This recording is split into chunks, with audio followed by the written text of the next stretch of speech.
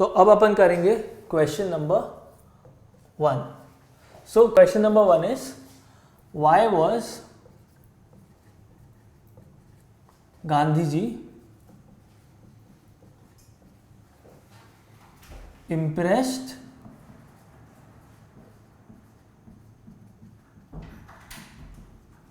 with Rajkumar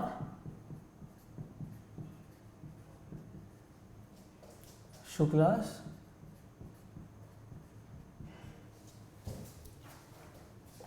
tenacity and determination.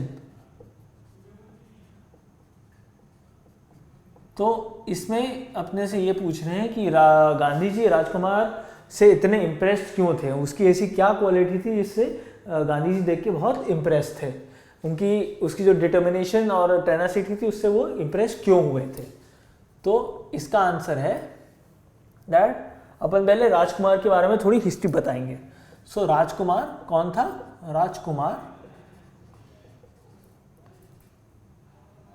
राजकुमार पूरा नाम लिखते हैं, राजकुमार शुक्ला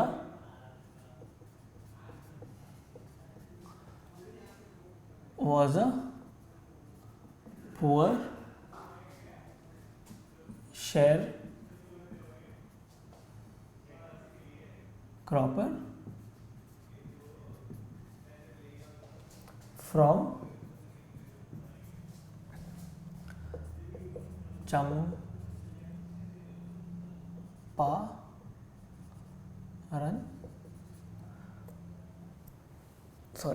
चंपारण से ये एक शेयर क्रॉपर था. Champaran and so Rajkumar Shukla was a poor sharecropper from Champaran and he requested Gandhi ji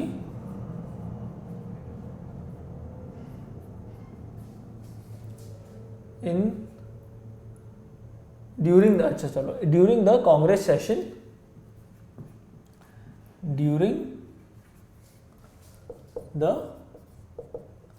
Congress session in Lucknow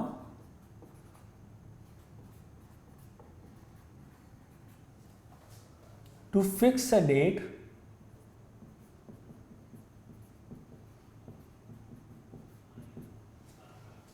to visit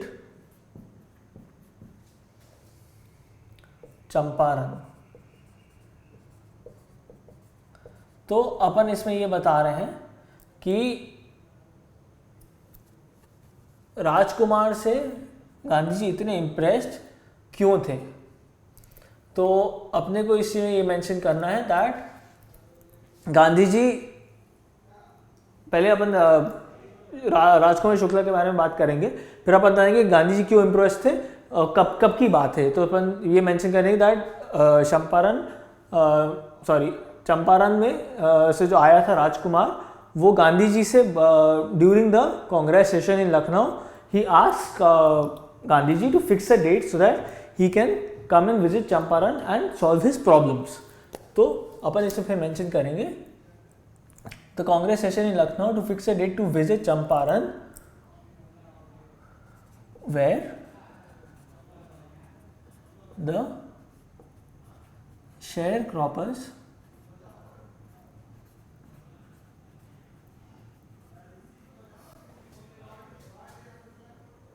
were subjected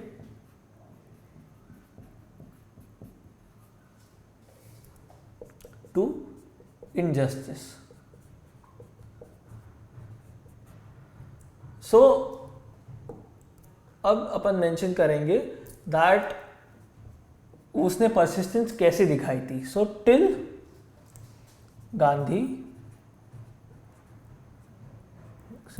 Gandhi ji fixed a date, he did not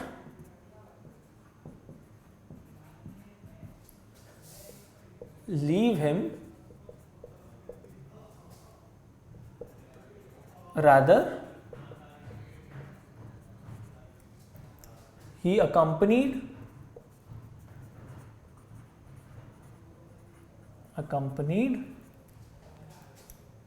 him wherever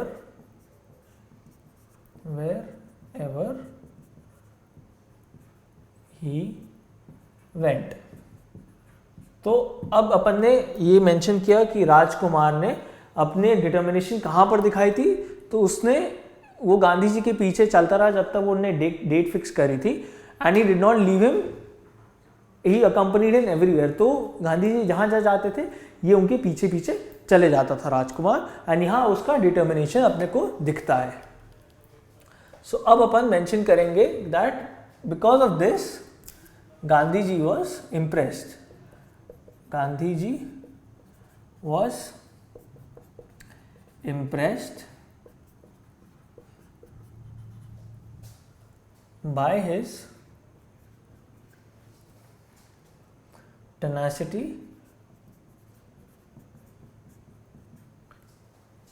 and determination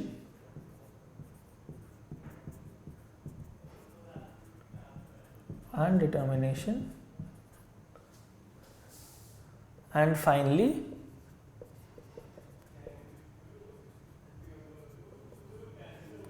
agreed to go there from Calcutta।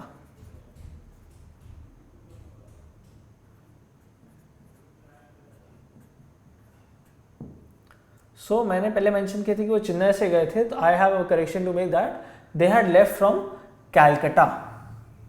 तो कैलकाटा से राजकुमार ने गांधी जी को ये चीज़ convince कर दी थी कि आप हमारे साथ चलिए and we will solve this problem of the zamindars which is injustice toward all the share croppers.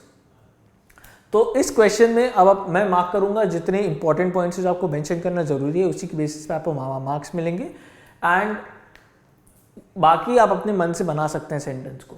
सो इसमें इंपॉर्टेंट पार्ट्स क्या क्या है। सो अपन ये मेंशन करेंगे राजकुमार था कौन। So Rajkumar Shukla was a poor sharecropper and he was from Champaran. What did he do? He requested Gandhi ji during the Congress session in Lucknow to fix a date to visit Champaran, where the sharecroppers were subjected to injustice। तो अब अपन बोलेंगे कहाँ उनका उसका determination दिखता है। So till Gandhi ji fixed the date, he did not leave him, rather accompanied him। फिर आखिरी में क्या होता है that Gandhi ji was impressed by his tenacity। तो अपने को ये पॉइंट्स है जो आपको मेंशन करना है अगर आपको इस तरह के इस क्वेश्चन में आपको मार्क्स चाहिए तो। अब अपन करेंगे सेकंड क्वेश्चन। सेकंड क्वेश्चन अपन जब वहाँ पर मुजफ्फरपुर में गांधी जी पहुँचते हैं तो वो लॉयर्स पे गुस्सा क्यों करते हैं, अपन इस बारे में हम बात करते हैं। सो क्वेश्चन नंबर 2 है, why did Gandhi ji chide मतलब स्कोल्ड या फिर explain in a negative sense that chide the lawyers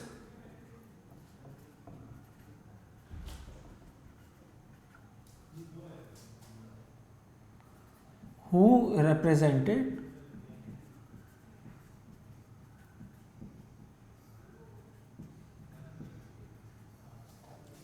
the interest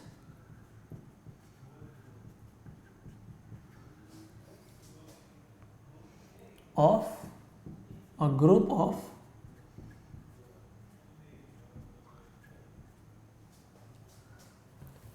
sharecroppers। तो इस क्वेश्चन में ये पूछ रहे हैं कि गांधी जी ने जितने लॉयर्स थे मुजफ्फरपुर के वहाँ पर जो शेयर क्रॉपर्स के लिए लड़ रहे थे उनसे उनको इनने क्यों डांटा? Why did Gandhi ji scold the lawyers? So sharecroppers of Champaran.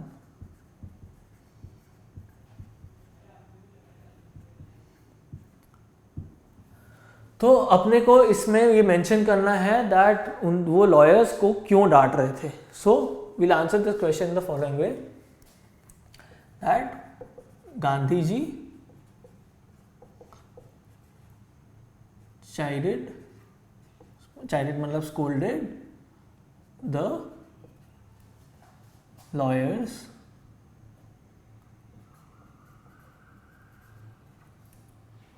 for collecting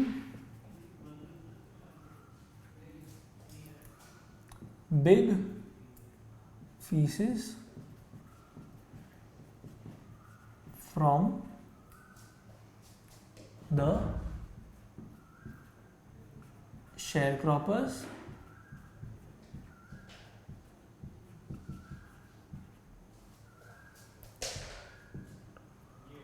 to fight their cases in law courts. तो अपन ने सबसे पहले मेंशन किया कि रीजन क्या है कि गांधी जी ने लॉयर्स को डांटा था फॉर. तो the reason was that the lawyers there were collecting big fees. वो लोग स्केयरक्रॉपर्स से बहुत ज़्यादा पैसा ले रहे थे, उनको बहुत ज़्यादा चार्ज कर रहे थे बस क्योंकि वो उनका केस लॉ कोर्ट में ले जा रहे थे. So because this was unfair, because sharecroppers already poor and they were struggling, because already उन लोग को शेयरक्रॉपर्स की इतनी प्रॉब्लम थी. Gandhi ji was against the idea कि आप उनसे इतना सारा पैसा नहीं ले सकते हो, वो गलत है. सो अपन मेंशन करेंगे why he felt it was wrong.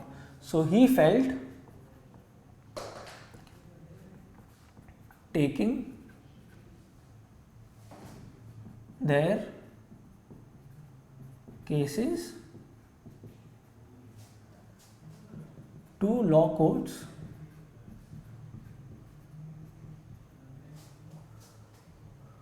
would do little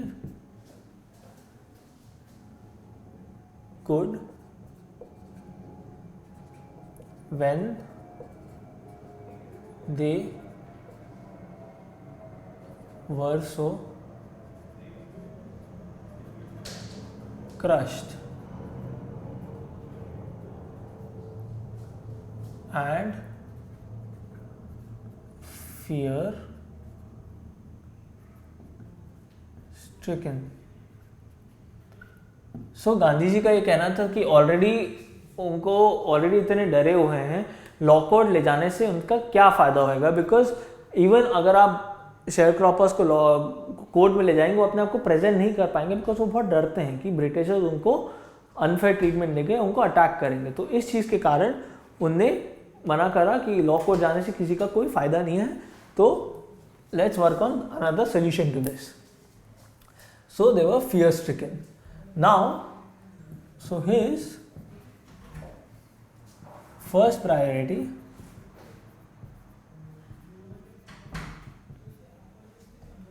was to free them from fear.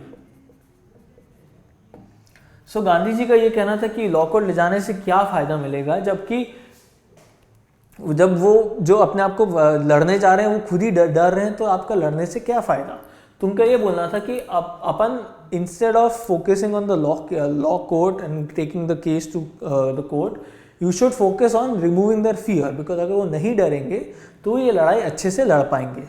तो अपन इसमें अब इंपॉर्टेंट पॉइंट्स मार्क करेंगे that Gandhi ji chided the lawyers for collecting big fees from the sharecroppers to fight their cases in the law courts.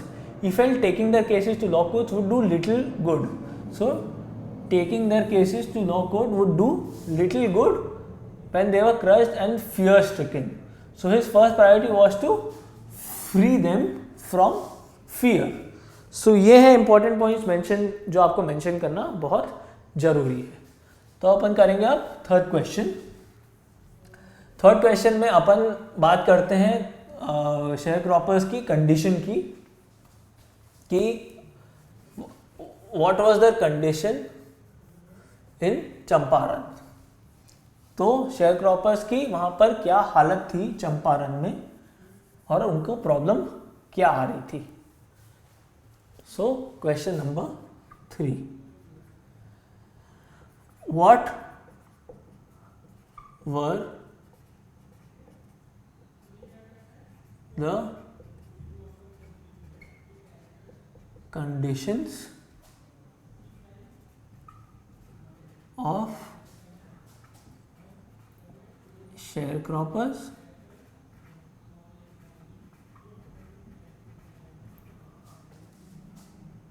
of Champaran. So Champaran में share croppers की क्या हालत थी, अपन इसके ऊपर हम इसका आंसर करेंगे. So the pageants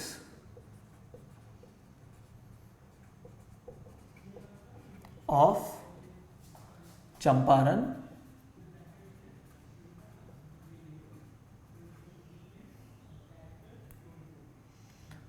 were tenants of British landlords. तो शेयर क्रॉपर्स कौन थे पहले अपन ये बताएंगे. तो the peasants of Champaran who were tenants of the British landlords were sharecroppers. तो the peasants of Champaran were tenants of British landlords under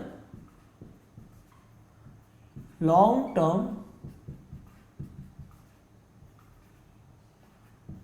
sharecropping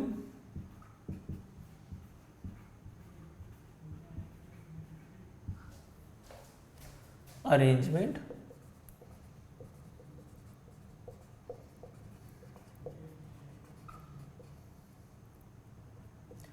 they were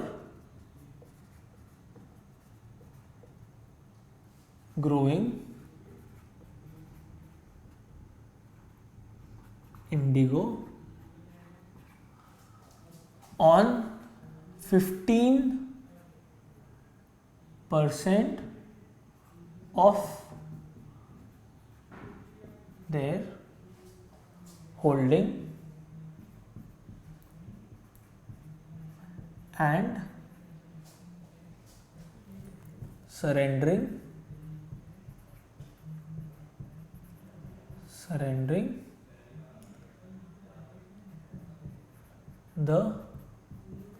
harvest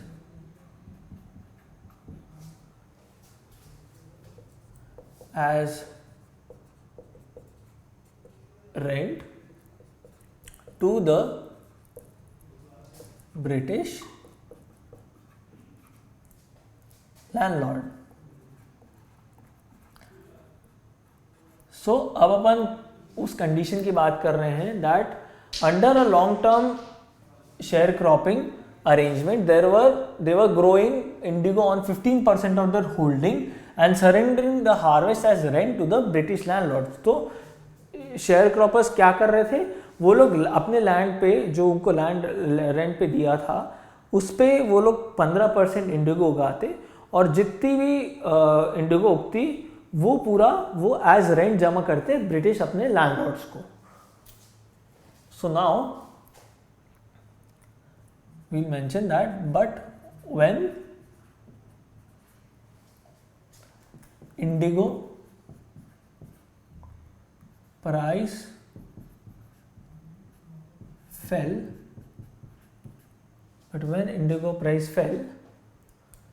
due to synthetic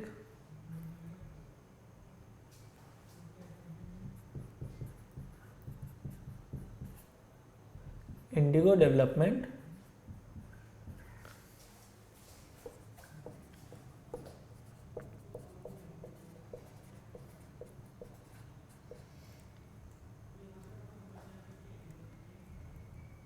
in Germany.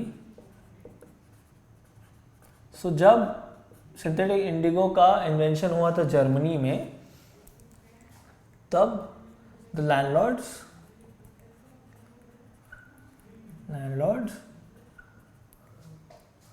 obtained agreement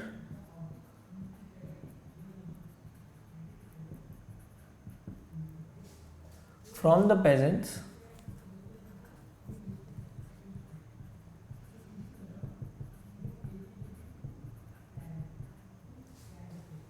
to pay them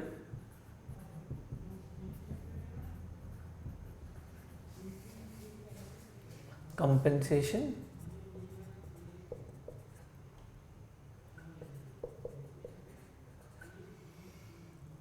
which some of the peasants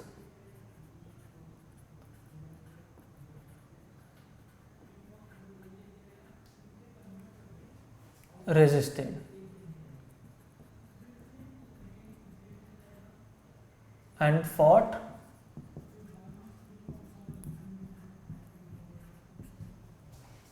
their cases in court। तो इसमें ये बता रहे हैं that exactly problem क्या हुई थी between the sharecroppers and the Britishers. तो इसमें अपने को इंपॉर्टेंट पॉइंट्स मार्क करने हैं। So the peasants of Champaran were tenants of the British landlords, तो ये मेंशन करना जरूरी है।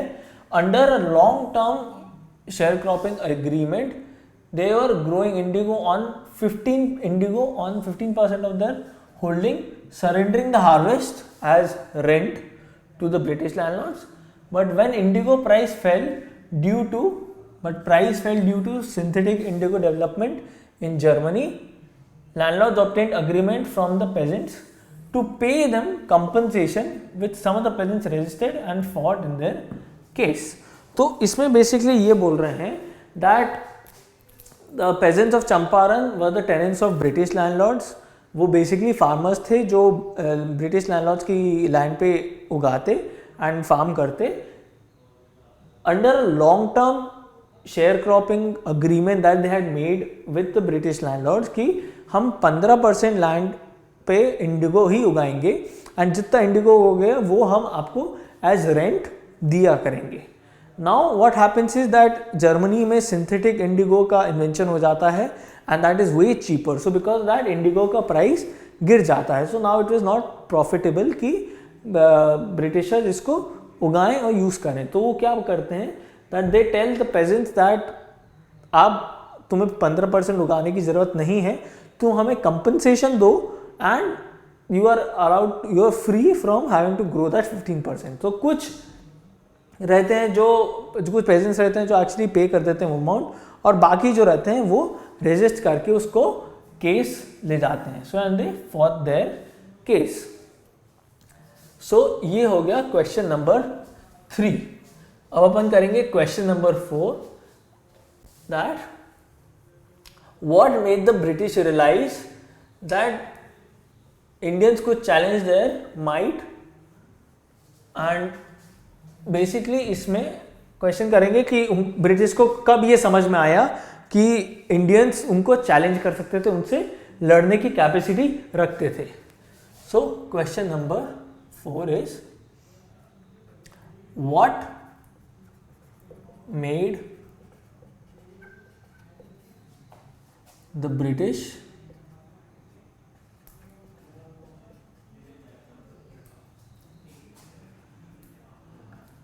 realize that the Indians could challenge their might। So what made the British realize that the Indians could challenge their might? So what ऐसा क्या था जो Britishers को कब ये चीज़ रियलाइज हुई that Indians could actually fight and stand up for themselves, कि वो खड़े होकर इंडियंस अपने लिए लड़ सकते थे, उनमें ये चीज़ की दम थी कि वो ब्रिटिशर्स के सामने नहीं झुकते। ये ब्रिटिशर्स को कब रियलाइज हुआ? सो अपन मेंशन करेंगे कि the spontaneous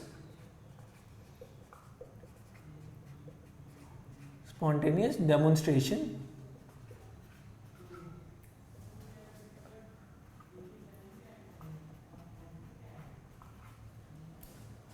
around the courthouse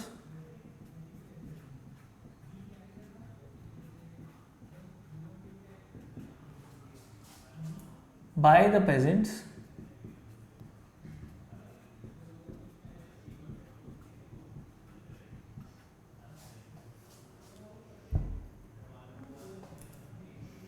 was, so basically इसमें अपने को ये चीज़ मेंशन करनी है कि एग्जैक्टली किस पॉइंट पे ब्रिटिशर्स को ये चीज़ रियलाइज़ हो गई थी कि अब वो इंडियंस के ऊपर उतना अत्याचार बिना दिखाई नहीं कर सकते, बिकॉज अब इंडियंस को एक्चुअली रियलाइज हो रहा है they can stand up for themselves. तो अपन इसमें दिखाएंगे that the spontaneous demonstration around the court house by the peasants of Motihari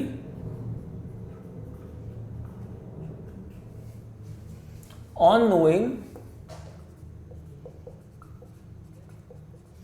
that Gandhi ji was in trouble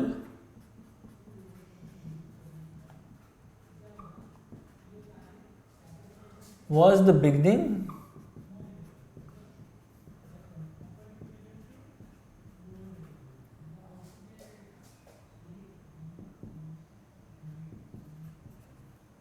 of their liberalization। सो जब मोतीहारी के पेजेंट्स ने गांधी जी के लिए लड़ना शुरू किया था, जब उनको पता चला गांधी जी को फंसा दिया गया है, उनको अरेस्ट कर लिया गया है, तब मोतीहारी के जितने पेजेंट्स थे उनने गांधी जी के नाम से लड़ना शुरू किया था उनके लिए। सो उस पॉइंट पे उनको रियलाइज हुआ that Indians could stand up for themselves and the peasants had power of their own. And that Gandhiji was in trouble was the beginning of the liberation from fear of the British.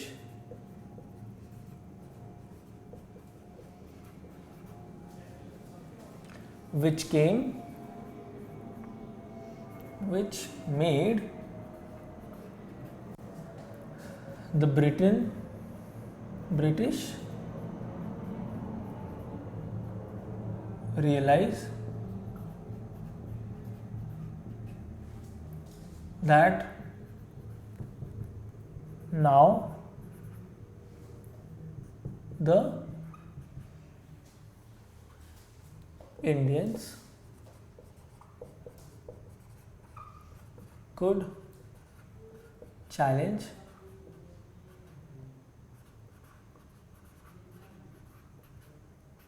their might।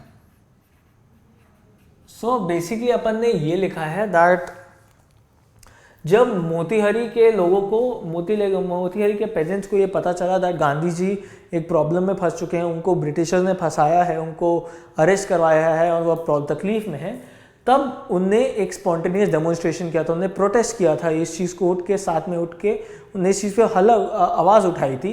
और इस point पे Britishers को ये realise हुआ था that वो Indians को इतना डरा के नहीं रख सकते, दैट उनमें भी इंडियंस में भी दम है।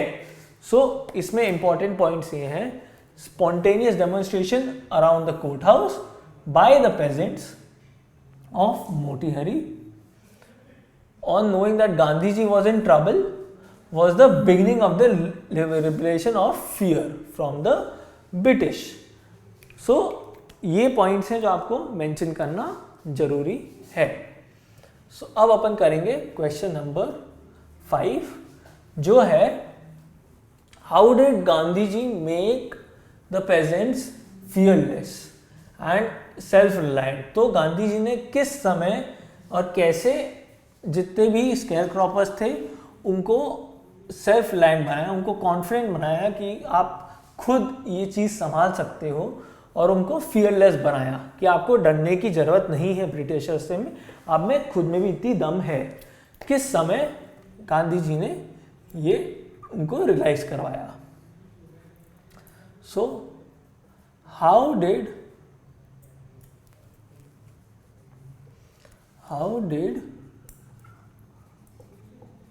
गांधी जी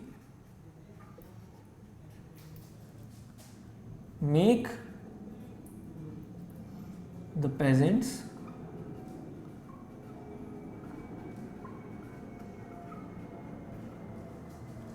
fearless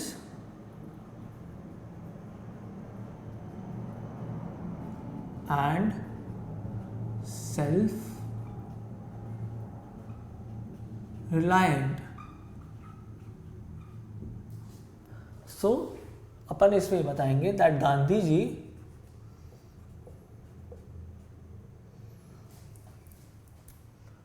made the pageants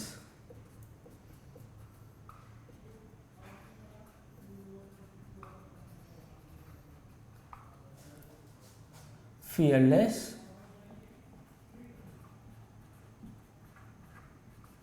by letting them know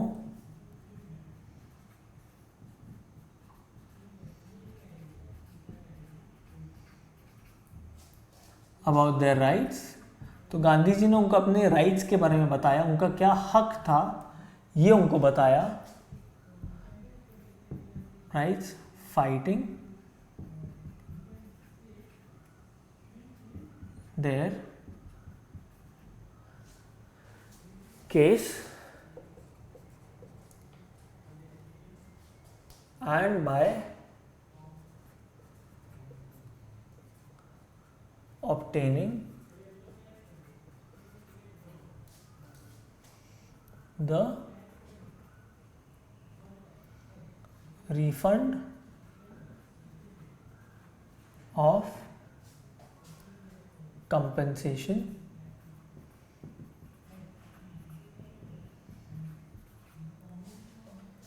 made to the British landlords।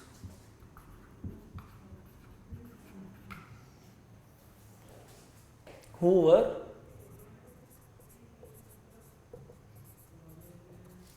behaving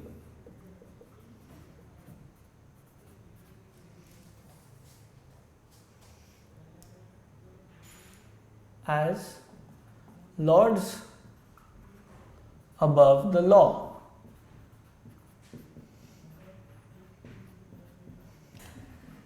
तो गांधी जी ने पेजेंट्स को फियरलेस कैसे बनाया?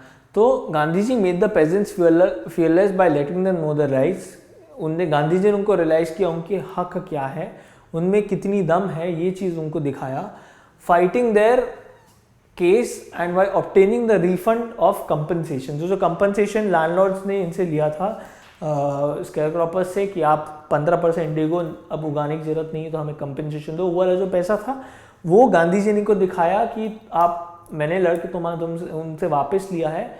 This is are doing that you do not have to be afraid, कि आपको ब्रिटिशर से डरने की कोई ज़रूरत नहीं है। And this made the British landlords जो हुआ behaving like lords above the law. Lords above the law मतलब वो अपने को लॉ से भी बड़ा समझते थे, वो अपने को समझते थे कि उनका कोई कुछ नहीं बिगाड़ सकता, और गांधी जी ने उनको रॉन्ग प्रूफ किया। So he gave because of this action, इसके कारण उनने पेजेंट्स को बहुत कॉन्फिडेंस दिया कि वो ब्रिटिश के अगेंस्ट वॉइस उठा सकते हैं। सो इसमें इंपॉर्टेंट पॉइंट्स हैं that Gandhi ji made the peasants fearless by letting them know their rights, fighting their case and by obtaining the refund of compensation made to the British landlords who were behaving as lords above the law। तो ये points आपको mention करना important है। अब अपन करेंगे question number 6। Question number 6 is about why is Rajkumar described as being resolute. तो राजकुमार को रेजोल्यूट क्यों बोला जाता है, उसको क्यों, उसके कैरेक्टर को ऐसे दिखाया है कि वो रेजोल्यूट था. सो question number 6, why is Rajkumar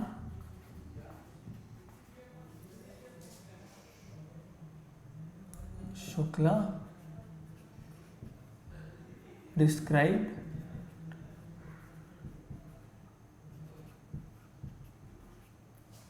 as being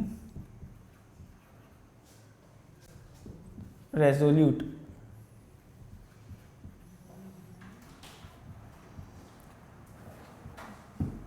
So राजकुमार के कैरेक्टर को रेजोल्यूट क्यों दिखाया था? So the answer to this is going to be framed as the following. So Rajkumar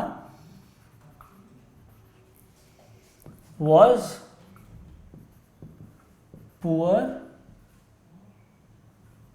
So Rajkumar was a poor, illiterate,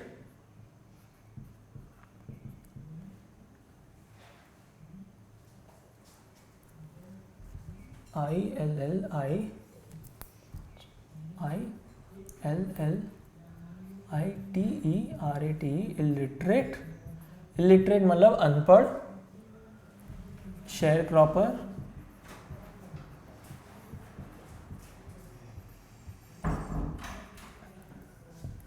from Champaran,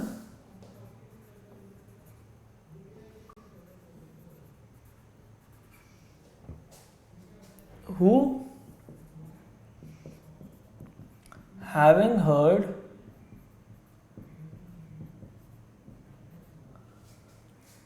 of Gandhi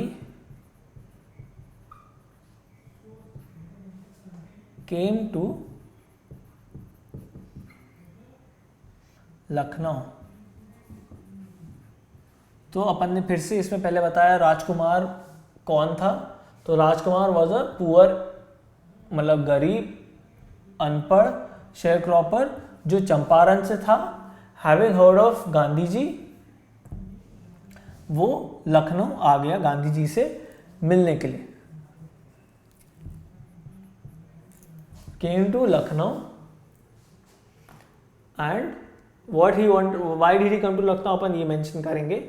so to seek his assistance.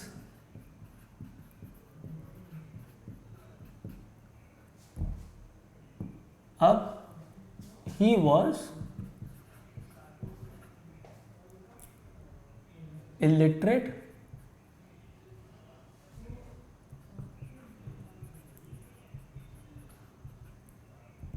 but resolute.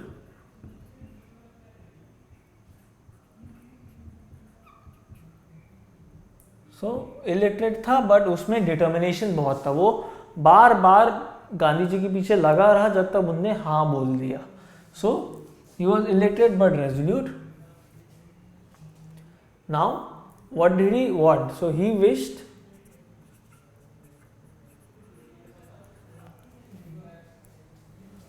To bring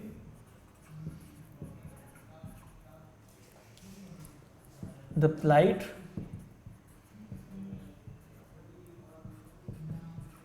of the sharecroppers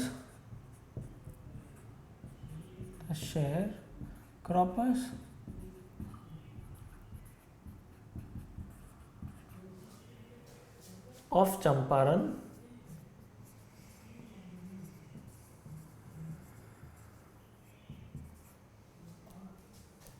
to the notice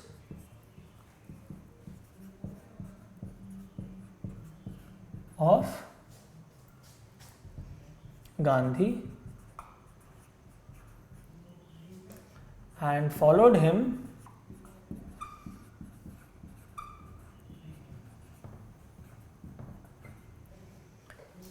everywhere.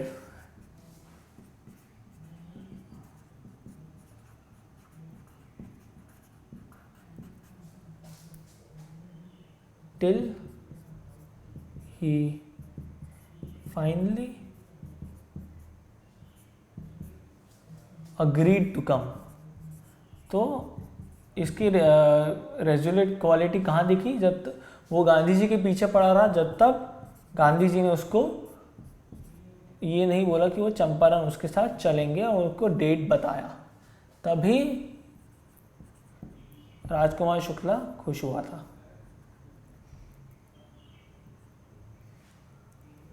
Champaran.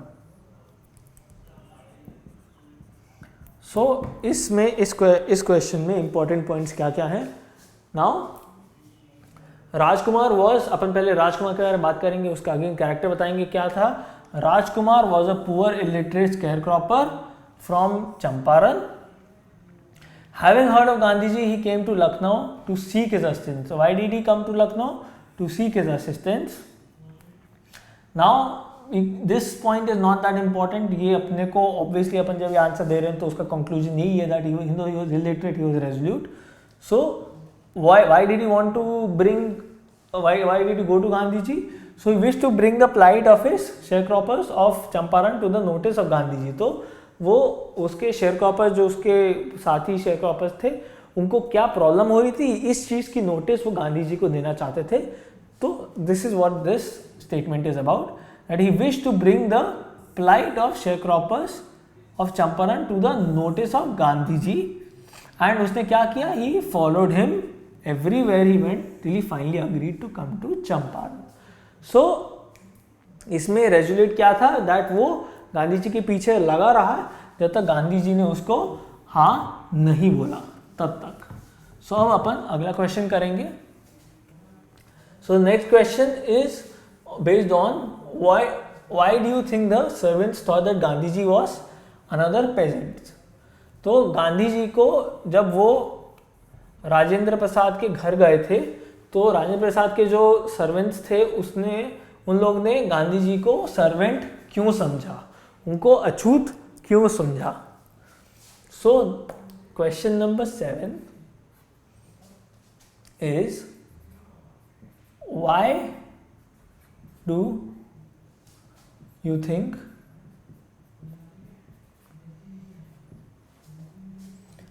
The servants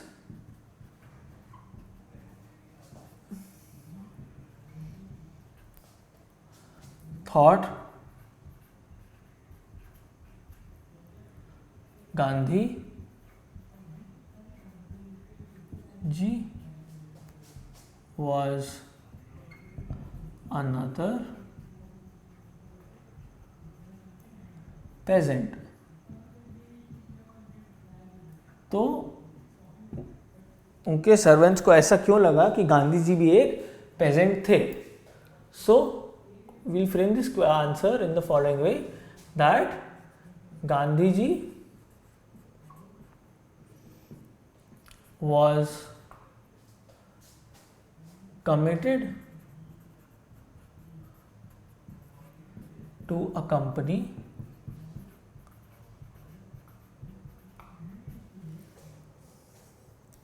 Rajkumar Shukla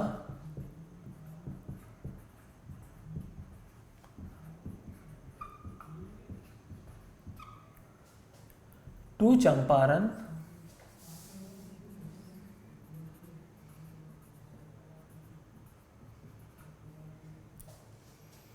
to address. तो अपन सबसे पहले ये बता रहे हैं कि गांधी जी वहां पर क्यों गए थे. So to address the tribulations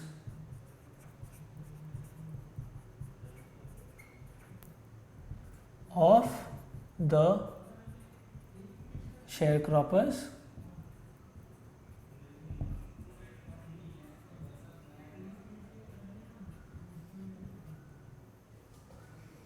of that area.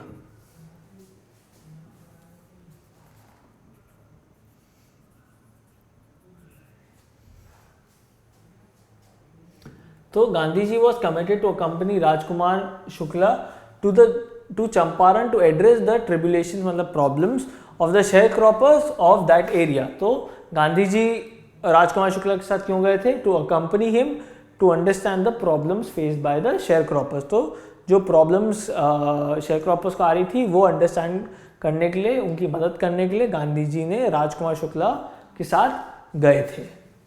So on the route, on the way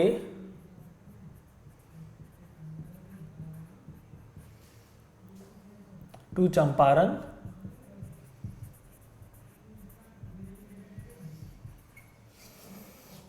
from Calcutta.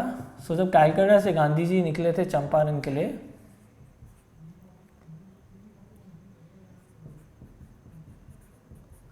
Rajkumar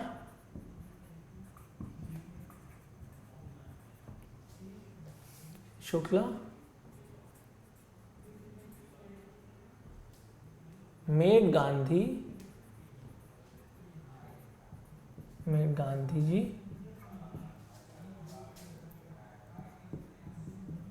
stop in Patna. So Gandhi ji को उसने कैलकाटा के बाद पटना में रुकाया था, so that he could have met Rajendra Prasad. So stop in Patna to meet a lawyer called Rajendra Prasad. So Rajendra Prasad से मिलाने के लिए वो उनको पटना में ले गया था, राजेंद्र प्रसाद के घर पे। Who later on became the first president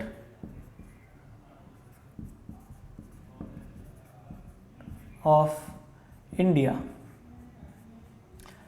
सो वो उनको पटना ले गया था राजेंद्र प्रसाद के घर पे, जो इंडिया के बाद में, जब इंडिपेंडेंस के बाद इंडिया के फर्स्ट प्रेसिडेंट बने थे, फर्स्ट प्रेसिडेंट ऑफ इंडिया। सो अब अपन मेंशन करेंगे कि इल ट्रीटमेंट क्यों हुआ था गांधी जी के साथ, या उनको प्रेजेंट क्यों समझा था। So the servants thought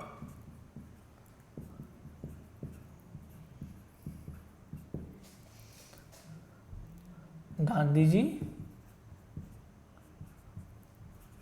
was another peasant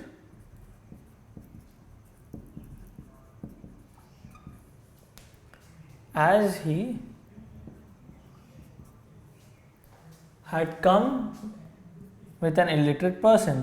So since वो एक illiterate person के साथ आए थे, उनके सर्वेंट्स ने, राजेंद्र प्रसाद के सर्वेंट्स ने ये अज्यूम कर लिया कि गांधी जी भी एक इलिटरेट पर्सन है, वो भी एक पेजेंट हैं, इलिटरेट पर्सन। तो इस क्वेश्चन में इंपॉर्टेंट पॉइंट्स क्या है? So Gandhi ji was committed to accompany Rajkumar Shukla to Champaran to address what the tabulations of sharecroppers. So why did he go there? So on the way to Champaran from Calcutta, Rajkumar Shukla made Gandhiji stop in Patna to meet a lawyer called Rajendra Prasad। अब अपन ये भी mention कर सकते हैं that later he becomes the first president of India। Now the servants thought that Gandhiji was another peasant as he had come with an illiterate person। तो ये final answer है that they thought that Gandhiji was another peasant as he came with an illiterate person। तो ये important points हो गए इस question के, and ये मेंशन करना जरूरी है। So now the next question will do is why did Gandhi ji agree to settle at 25% जब वो रिफंड की बात कर रहे थे। जो पैसा ब्रिटिशर्स ने ले लिया था स्केयर क्रॉपर्स से, उसको जब वापस लेने की बात आई तो गांधी जी ने 25% पे क्यों अग्री कर गए। So question number 8 is why did Gandhi ji agree to a settlement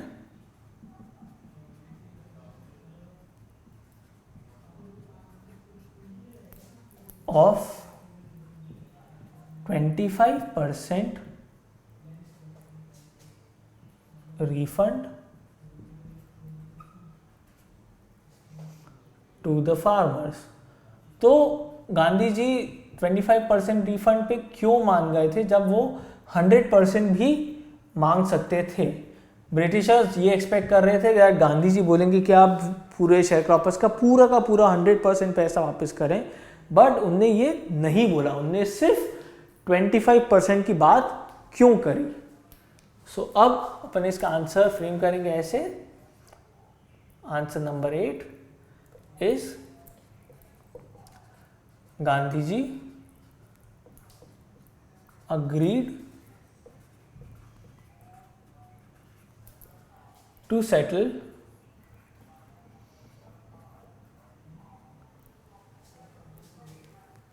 so he agreed to a settlement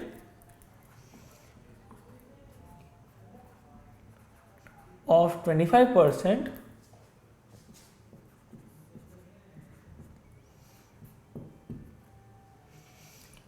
refund to farmers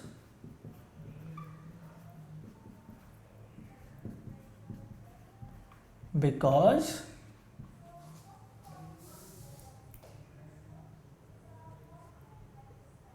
उन्हें 25% रिफंड के लिए क्यों मांग गए थे। तो Gandhi ji agree to settlement 25% refund to farmers to break the deadlock. So to break the deadlock. So deadlock का मतलब यहां पर उनने क्यों मांगे 25%, सो दैट जो डर था, जो डेडलॉक मतलब फालतू की जो एंडिंग होती है, basically uselessly they were wasting time. So to break that chain कि फाइनली एक डिसीजन बन जाए जिससे मुनाफा हो फार्मर्स का एंड टाइम ना वेस्ट हो, उनने डेडलॉक ब्रेक करने के लिए इस चीज़ पे अग्रीमेंट पे आ गए थे कि वो 25% पे फार्मर्स रिफंड एक्सेप्ट कर लेंगे। So to break the deadlock of time. Now Gandhi ji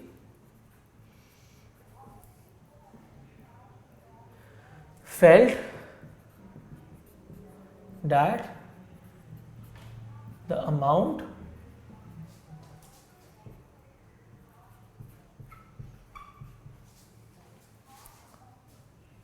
was less important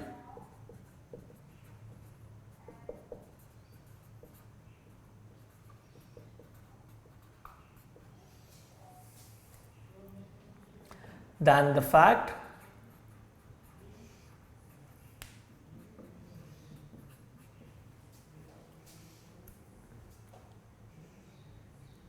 that landlords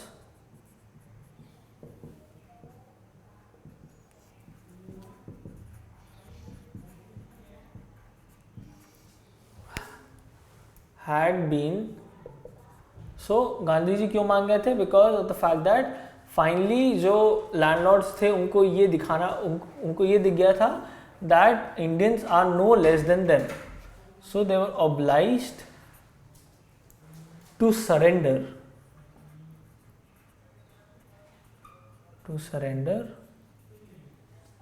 a part of the money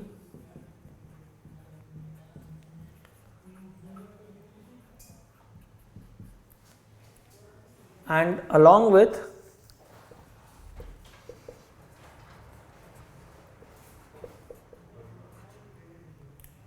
it a part of their pride.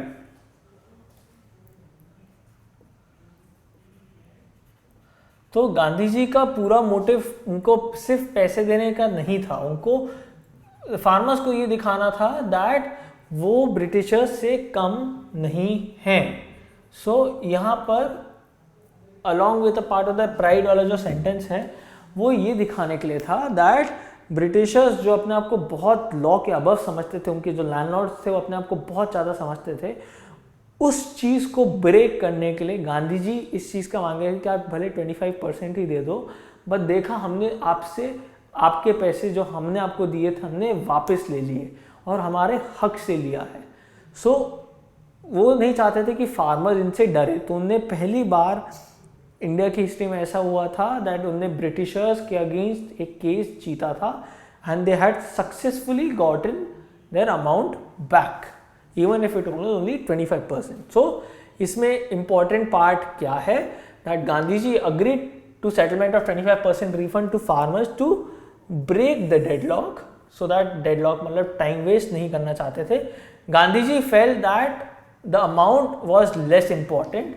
He felt that the amount was less important than the fact that landlords had been obliged to surrender a part of the money and that along with it a part of their pride. So उनको इससे ज़्यादा मतलब क्या कि जब देखो finally तुम किसी के साथ गलत कर रहे थे, अब हमें उस चीज़ का बदला या हम लोग को उस चीज़ का पेमेंट अब हमारा वापस मिल रहा है. हमने आपसे लड़ाई करी और हम जीत गए कि तुम्हें अब अपना प्राइड तोड़ के हमारा अपना ईगो तोड़ के अब हमें हमारा पैसा आपको वापस करना पड़ रहा है. गांधी जी यही फार्मर्स को दिखाना चाहते थे. So these are the important parts of the answer. Now question number 9 is how did Gandhi ji be able to influence lawyers. तुमने लॉयर्स को कैसे इन्फ्लुएंस किया, कैसे उनकी थॉट प्रोसेस को अफेक्ट किया. How did Gandhi ji affect the thought process of the lawyers. So question number 9 is how was Gandhi ji able to influence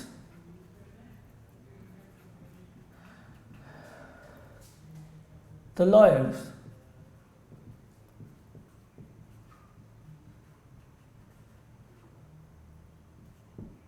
give instances. So आपको इसमें एग्जाम्पल देने पड़ेंगे कि कहाँ कहाँ उनने लॉयर्स को इन्फ्लुएंस किया था. Give instances. नाउ अपन पहले इस चीज़ से मेंशन करेंगे दैट उनका पर्पस क्या था लॉयर्स से बात करने का ही. सो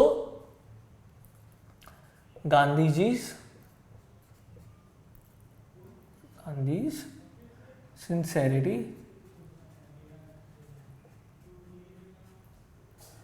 of purpose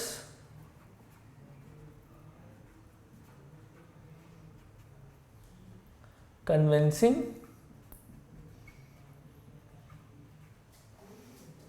argumentation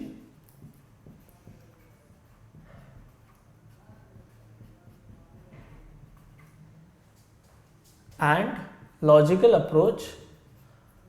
सो गांधी जी ने किस किस चीज़ें से लॉयर्स को कन्विंस किया था अपन ये मेंशन कर रहे हैं. Logical approach,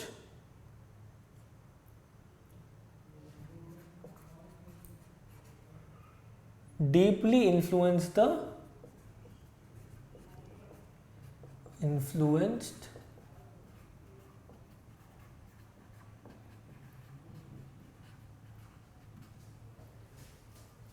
the lawyers. तो क्या क्या चीज़ों ने गांधी जी की ऐसी क्या क्या क्वालिटीज़ थी जिसने लॉयर्स को अफेक्ट किया था. तो अपन इसमें ये मेंशन करेंगे that it was a sincerity of purpose. वो कितने डेडिकेशन से उस पर्पस के लिए लड़ रहे थे. उनकी कन्विंसिंग पावर कैसी थी, वो कैसे किसी से बात करके उनको अपने पॉइंट ऑफ व्यू पे ला सकते थे, ये उनकी quality.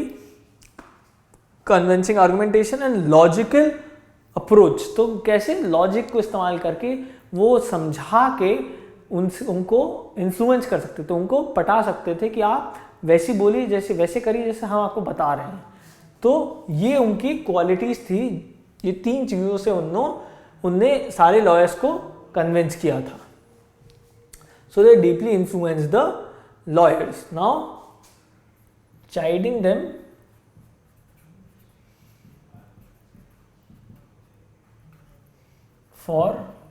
scolding them for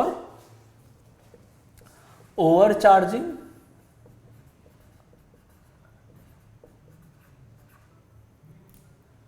the peasants,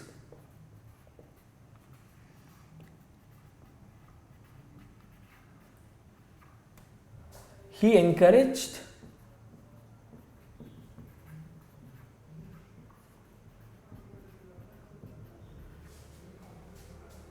them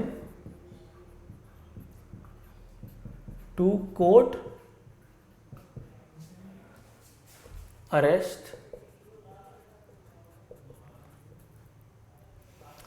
for the poor peasants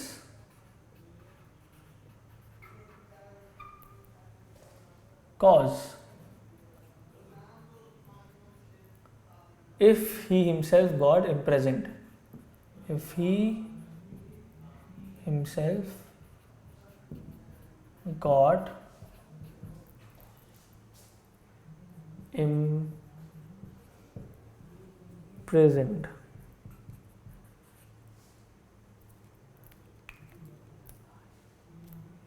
तो इसमें अपन ने ये देखा है that Gandhi ji sincerity of purpose, convincing arguments and logical approach deeply influenced the lawyers. तो उनकी ये 3 क्वालिटीज लॉयर्स को अच्छी लगी थी। फिर जब उनने डांटा था लॉयर्स को कि आप पेजेंट्स को ओवरचार्ज क्यों कर रहे हो, ये चीज़ गलत है, इस चीज़ उनने इस चीज़ को फिर डांटने के बाद उनको इस चीज़ में एंकरेज किया था कि आप ये पेजेंट्स के लिए लड़िए, because it is the right thing to do. आप उनसे पैसे इस चीज़ में नहीं ले सकते हैं।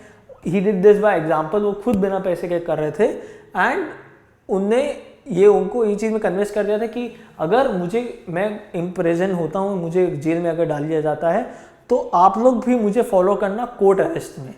एंड इस चीज़ के बेसिस पे लॉयर उनसे बहुत इन्फ्लुएंस हो गए थे। उनके कॉन्फिडेंस और उनके पर्पस के कारण वो उनसे बहुत मोटिवेटेड थे, उनसे बहुत इम्प्रेस थे। सो अब अपन बात करेंगे इसमें इंपॉर्टेंट पार्ट्स, जो है Gandhi ji sincerity of purpose, convincing argumentation and logical approach influence the lawyers.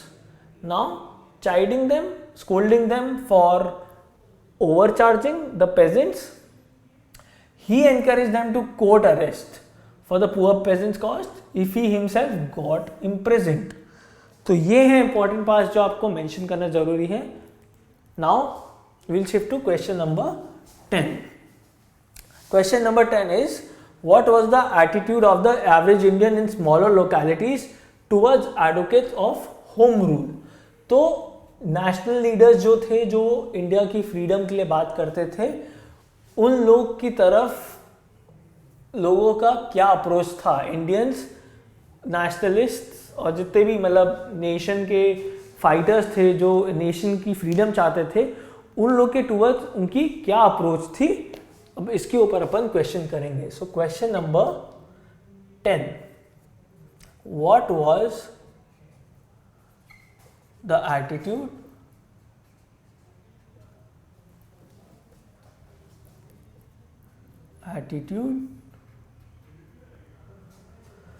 of the average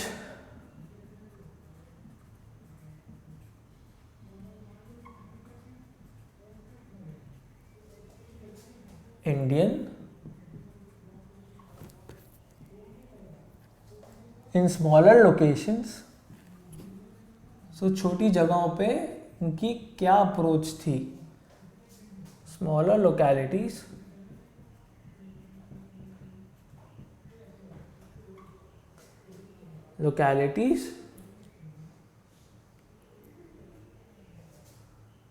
towards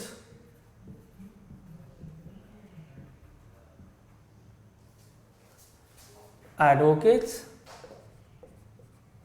advocates मतलब रिप्रेजेंटेशन जो करते हैं of home rule. Home rule मतलब फ्री कंट्री का रूल, मतलब इंडिया जब ब्रिटिश के अंडर थी तो वो होम रूल में नहीं थी, वो घर के लोग, अपने कंट्री के लोग रूल नहीं कर रहे थे, इट वाज आउटसाइड इन्फ्लुएंस। सो जो होम रूल के प्रमोटर्स थे उनकी तरफ क्या अप्रोच थी, इसके ऊपर अपने को आंसर देना है। So answer number 10 is in smaller localities, in smaller localities Indians were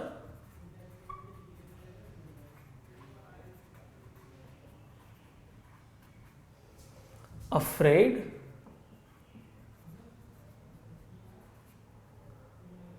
to show sympathy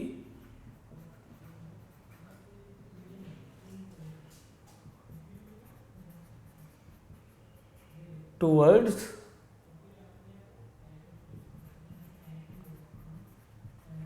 advocates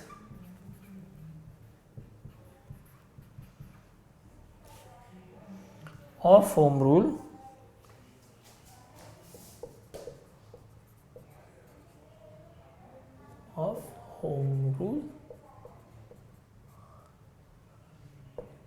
so small localities में इंडियंस जो थे वो डरते थे सिंपैथी दिखाने के लिए, जो अपने देश के लिए रिप्रेजेंट करते थे, देश के लिए लड़ते थे उनसे, बिकॉज उनको लगता था कि वो ब्रिटिशर्स उस चीज़ से एक्सेप्ट नहीं करेंगे और ब्रिटिश उनको अटैक करेंगे कि आप उनको प्रमोट क्यों कर रहे हो। तो वो ब्रिटिशर से डरते थे, इसलिए वो लोग नहीं चाहते थे कि वो उन इंडियंस को सपोर्ट करें। So thus it was surprising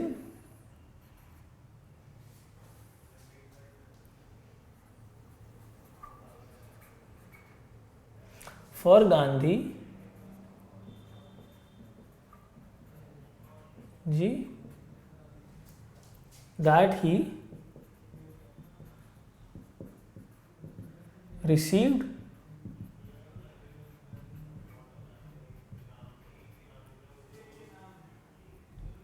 support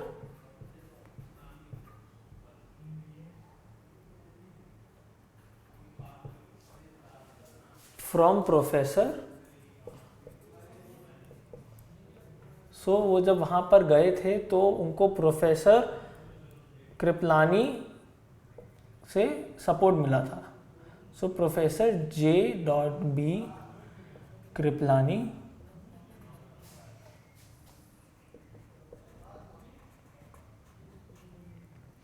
of the arts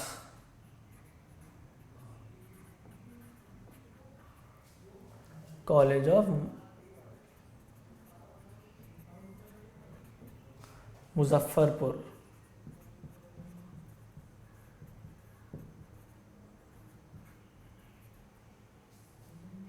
So he met him। So वो कहाँ मिले थे कृपलानी प्रोफेसर से? He met him at the station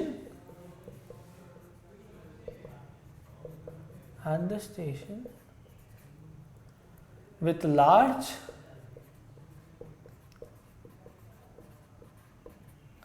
group of students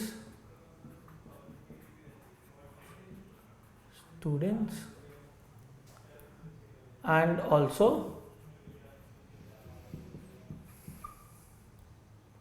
housed him for a couple of days।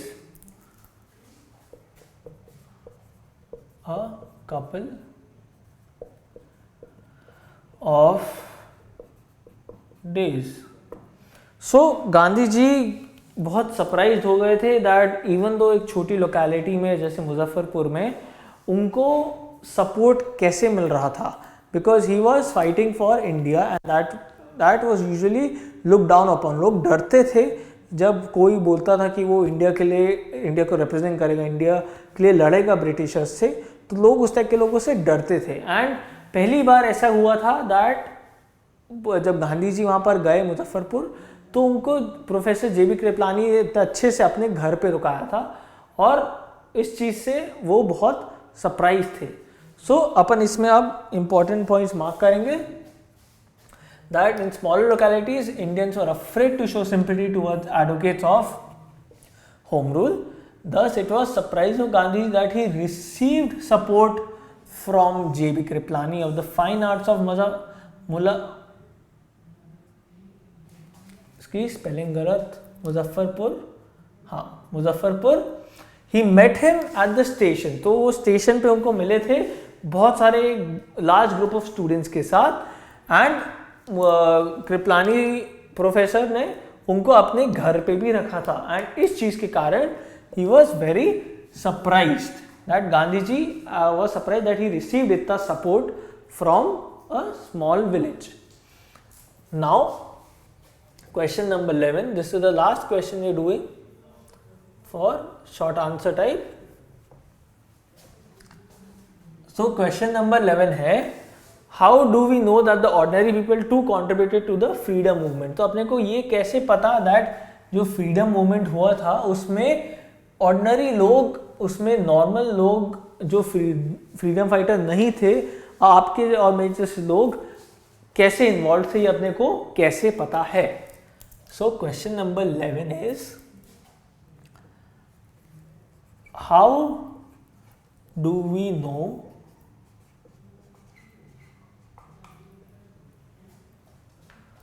That ordinary people to contributed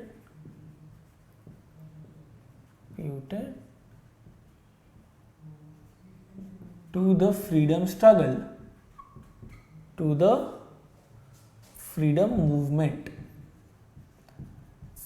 freedom movement, तो अपने को ये कैसे पता कि फ्रीडम मूवमेंट में आम आदमी भी लड़ रहा था? So freedom movement, so will मैं answer this with what was the freedom movement? So freedom movement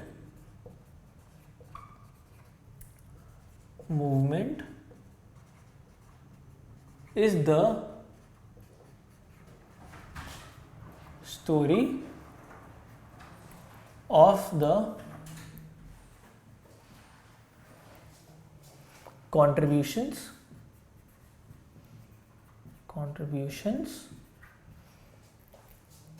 and sacrifices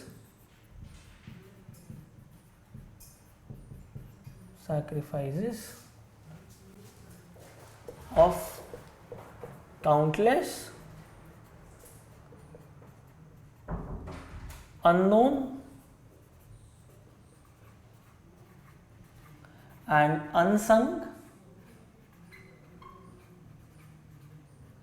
heroes like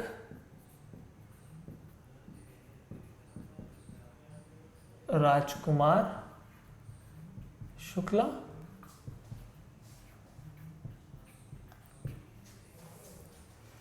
and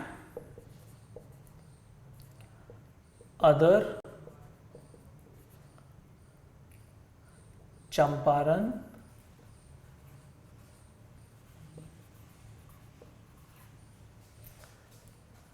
sharecroppers। तो अपने को ये कैसे पता कि आम आदमी भी इन्वॉल्व था फ्रीडम मूवमेंट में?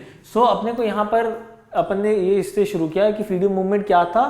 Freedom movement is the story of the contributions and sacrifices of countless unknown and unsung heroes like Rajkumar Shukla. तो फ्रीडम मूवमेंट वो एक स्ट्रगल थी against the Britishers that we had for independence. अपन ने independence की जो लड़ाई करी थी जिसमें काउंटलेस लोगों को, लाइक काउंटलेस आम आदमी एंड आपके और मेरे जैसे सिंपल लोग जो इन्वॉल्व थे पर अपना नाम कहीं मेंशन नहीं किया गया था because of the fact that it was they were not major, but सब ने मिलकर जब साथ में लड़ाई करी तब अपने को इंडिया को फाइनली इंडिपेंडेंस मिली थी। एंड राजकुमार शुक्ला जैसे ऐसे काउंटलेस स्टोरीज हैं जिन लोगों ने अपनी आवाज़ उठाई थी against the injustice that they suffered, उनकी जितनी तकलीफें थी उनके अगेंस्ट उन्हें आवाज़ उठाई एंड साथ में मिलकर उन्होंने लड़ाई करी, जिसके कारण आज अपने को फाइनली इंडिपेंडेंस मिली थी।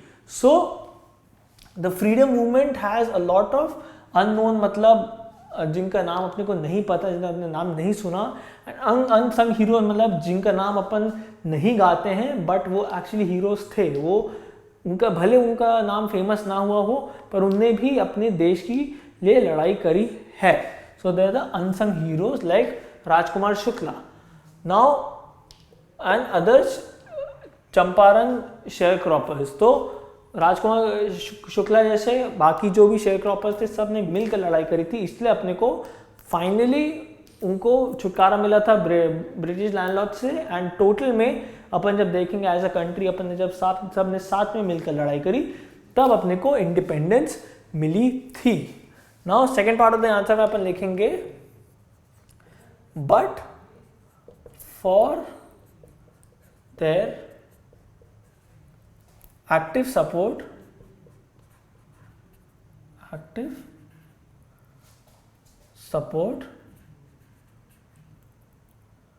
and show of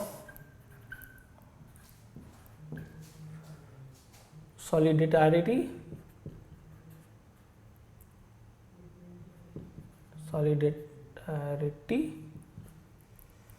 the first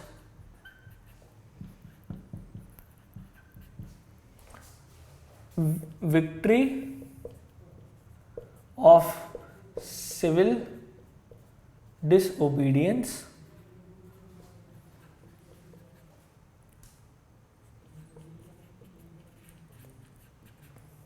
in India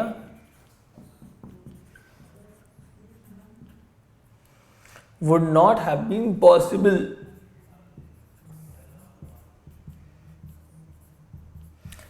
अगर इनने अपने देश के लिए और अपनी इनजस्टिस जो उनके अगेंस्ट हो रही थी, ब्रिटिश जो इनजस्टिस कर रहे थे उसके खिलाफ अगर उन्होंने आवाज़ नहीं उठाई होती तो आज अपनी इंडिपेंडेंस नहीं होती, आज अपन स्टिल ब्रिटिश रूल के अंडर रहते।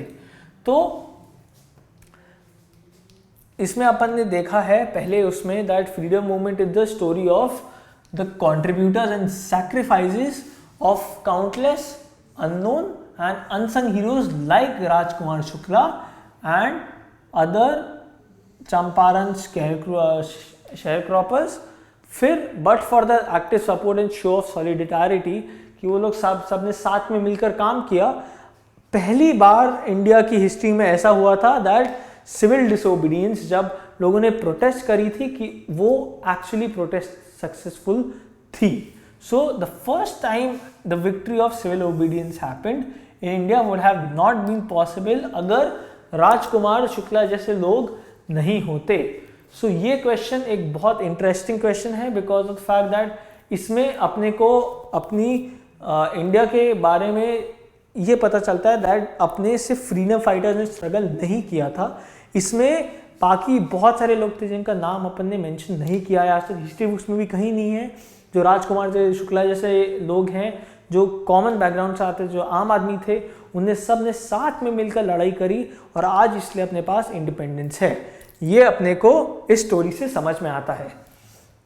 सो now we done with the short answer type questions and आपको इस टाइप के क्वेश्चंस जब आएंगे मोस्टली लॉन्ग आंसर क्वेश्चंस में आपके ओपिनियंस पूछे जाएंगे। आपसे ये पूछा जाएगा कि आप बताइए कि अगर आप इनकी सिचुएशन में होते तो आप क्या करते, या फिर आपके for and against view point पूछेंगे कि आपको क्या लगता है, आप इसके फॉर हैं या इसके खिलाफ हैं, या आप इसके लिए इसके साथ हाँ बोलते हैं या इसको ना बोलते हैं। तो उसमें आपको अपना ओपिनियन समझाना होगा, अपना ओपिनियन बताना होगा and you frame your answer in such a manner that you are clearly able to present yourself, clearly able to put your points across. आपको पॉइंट बाय पॉइंट अपना आंसर देना पड़ेगा।